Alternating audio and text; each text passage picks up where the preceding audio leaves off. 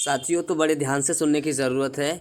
आपको पता है कि अभी हाल ही में माननीय हाई कोर्ट ने जो आयुक्त हैं अपने लोक शिक्षण संचालनालय यानी डीपीआई की, तो आपको पता है स्कूल शिक्षा विभाग में आपने न्यूज़पेपर में अच्छे से पढ़ा होगा कि वो मतलब बिल्कुल भी शिक्षक भर्ती पे ध्यान नहीं देती हैं। और आपको पता है कि रुकी हुई जितनी भी भर्ती प्रक्रियाएं इनके ही कारण, इनकी द्वारा की गई विसंगतियों के कारण रुकी हुई हैं।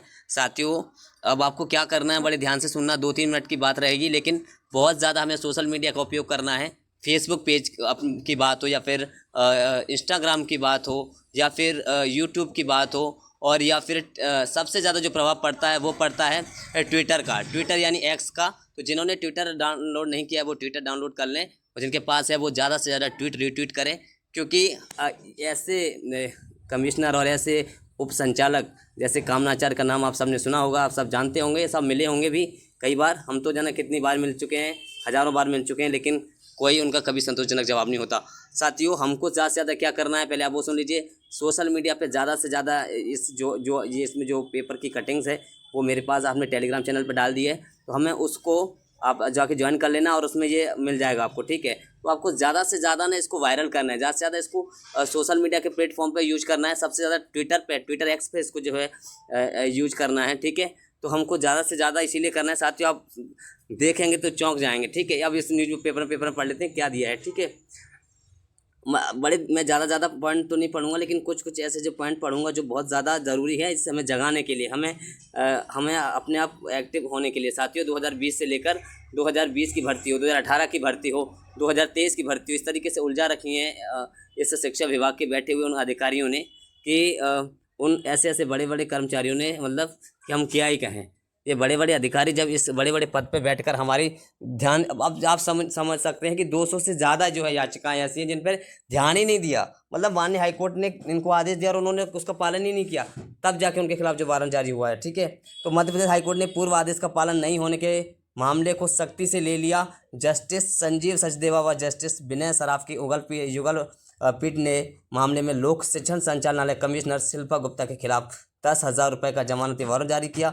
युगल पीठ ने उन्हें कंप्लाइज रिपोर्ट के साथ 23 मार्च को कोर्ट के समक्ष उपस्थित होने के निर्देश दिए थे। दरअसल ये मामले में हरिओम यादव सहित करीब 50 अभ्यर्थियों की ओर से दायर याचिकाकर्ताओं की ओर से अधिवक्ता रामेश्वर पी सिंह व शिवांशु कोल ने पक्ष रखा। उन्होंने बताया कि आवेदक सहित 50 से अधिक शिक्षकों को मेरिट के आधार पर अनारक्षित वर्ग में ट्राइबल वेलफेयर स्कूल में भी की गई पदस्थापना को असंवैधानिक मानते हुए उनकी पहली पसंद के अनुसार याचिकाकर्ताओं के वर्ग में डीपीआई के स्कूल में 4 सप्ताह के भीतर पदस्थापना करने हेतु कमिश्नर डीपीआई को निर्देश दिया गया है। साथियों, इसमें सबसे जो महत्वपूर्ण बात वो ये है कि इन्होंने काफ़ी ऐसी याचिकाएं हैं जिन याचिकाओं पे इन्होंने कोई जवाब ही नहीं दिया, ठीक है। पदस्थापना करने हेतु कमिश्नर डीपीआई को निर्देश दिया गया था।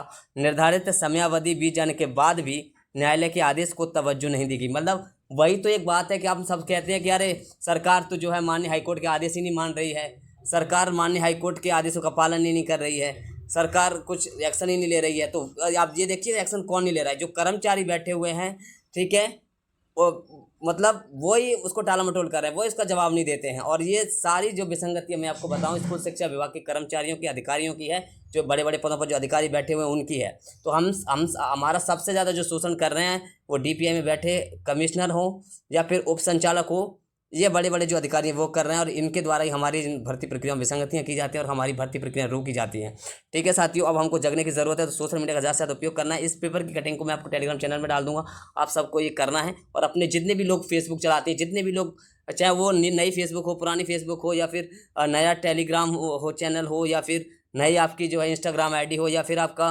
जो ट्विटर, मैं सबसे ज़्यादा कहूँगा आपसे एक ही बात कहने की ज़रूरत है, ज़्यादा से ज़्यादा ट्विटर जो एक्स है, ट्विटर एक्स, वो आप डाउनलोड कर लें। और जिनका अगर ब्लॉक भी हो जाता है फिर आप दोबारा डाउनलोड कर लें, लेकिन ट्विटर एक्स का ज़्यादा से ज़्यादा उपयोग करें, उस पर ये पोस्ट करें।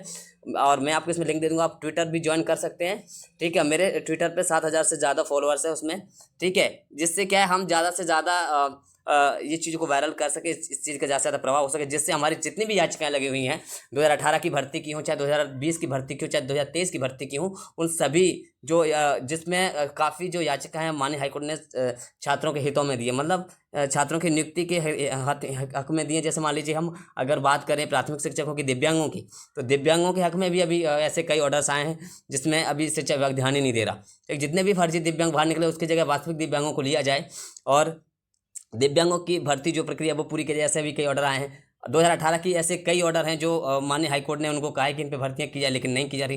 2018 की भर्ती के बहुत से ऐसे ऑर्डर हैं जिसमें साफ साफ रास्ता साफ हुआ। 2020 की भर्ती के भी ऐसे कई ऑर्डर हैं, है ना, 2023 की भर्ती के भी ऐसे कई ऑर्डर हैं, लेकिन फिर भी शिक्षा विभाग उस पर ध्यान नहीं देता। अब ध्यान कहाँ नहीं देता ये देख लीजिए, ठीक है। याचिकाकर्ता की ओर से दायर मामले में न्यायालय ने 10 फरवरी 2025 को DPI आयुक्त शिल्पा गुप्ता को नोटिस जारी कर 3 मार्च के पूर्व जवाब तलब किया था। आवेदक की ओर से दलील दी गई थी कि नोटिस की तामीली के बावजूद भी अनावेदक की ओर से कोई जवाब नहीं दिया गया और न ही महाधिवक्ता कार्यालय से संपर्क किया गया। आप देख सकते हैं ये कितनी लापरवाही करते हैं, ना तो ये उस पर ध्यान देते हैं, ना इस अवमानना जो केस लगा है उस अवमानना केस पे भी इन्होंने ध्यान नहीं दिया। मतलब हाईकोर्ट के आदेश तो छोड़ो, अवमानना केस पे भी ध्यान नहीं दिया, जो नज़रअंदाज कर देते हैं, ठीक है। तब जाके जो है हाईकोर्ट ने एक्शन लिया है। इतना ही नहीं, आवेदक की ओर से कहा गया कि अनावेदक के खिलाफ कई अवमानना याचिकाएं लंबित हैं, लेकिन फिर भी प्रकरण में इनकी ओर से कोई रिस्पॉन्स नहीं दिया गया है। मामले को गंभीरता से लेते हुए न्यायालय ने आयुक्त शिल्पा गुप्ता के खिलाफ जमानती वारंट जारी कर उन्हें 23 मार्च को उपस्थित रहने के निर्देश दिए हैं, यानी 23 मार्च को वो उपस्थित होंगी।